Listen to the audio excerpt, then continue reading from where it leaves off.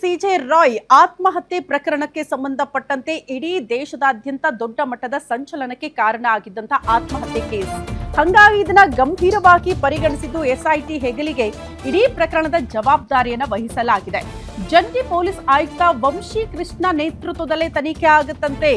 ಈಗಾಗಲೇ ಸ್ಥಳೀಯ ಪೊಲೀಸರು ಕಲೆಕ್ಟ್ ಮಾಡಿರುವ ಮಾಹಿತಿಯನ್ನು ಕೂಡ ಸಂಗ್ರಹಿಸಿದ್ದಾರೆ. ಪ್ರಾಥಮಿಕವಾಗಿ ದೂರುದಾರರು ನೀಡಿರುವ ಹೇಳಿಕೆ ಸೇರಿದಂತೆ ಮಾಹಿತಿಯನ್ನ ಎಸ್ಐಟಿ ಅಧಿಕಾರಿಗಳು ಕಲೆ ಹಾಕಿದ್ದು, ಜೊತೆಗೆ ಪ್ರಕರಣದಲ್ಲಿ ಮೂಡಿರುವ ಸಾಕಷ್ಟು ಅನುಮಾನಗಳ ಆಯಾಮದಲ್ಲೂ ಕೂಡ ತನಿಖೆ ಆಗ್ತಾ ಇದೆ. ಯಾವ್ಯಾವ ಅನುಮಾನಗಳಿದೆ ಆ ಸಂಬಂಧ ಟೀಮ್ಗಳನ್ನ, ವಿಶೇಷ ತಂಡಗಳನ್ನ ರಚನೆ ಮಾಡಲಾಗುತ್ತಂತೆ. ಐಟಿ ದಾಳಿ, ಭೂ ಮಾಫಿಯಾ, ಬೆದರಿಕೆ, ಹನಿ ಟ್ರ್ಯಾಪ್ ಈ ಆಯಾಮದಲ್ಲೂ ಕೂಡ ತನಿಖೆ ಆಗುತ್ತೆ. ಪೊಲಿಟಿಕಲ್ ಫಂಡ್ ಸಂಬಂಧವೂ ಕೂಡ ತನಿಖೆ ಮಾಡೋದಕ್ಕೆ ಎಸ್ಐಟಿ ಸಿದ್ಧರಾಗಿದೆ.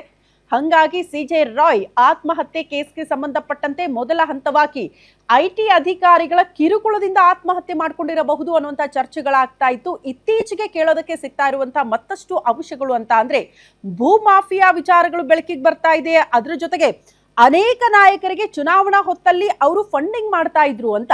ಸೊ ಇದೇನಾದ್ರೂ ಟಾರ್ಗೆಟ್ ಆಗಿ ಐಟಿಯನ್ನ ಬಳಸ್ಕೊಂಡು ಅವ್ರ ಮೇಲೆ ದಬ್ಬಾಳಿಕೆಯನ್ನ ಮಾಡ್ಲಾಯ್ತಾ? ಇಂಥದ್ದೊಂದು ಗಂಭೀರ ಆರೋಪ ಕೂಡ ಇದೆ ಕೇಳೋದಕ್ಕೆ.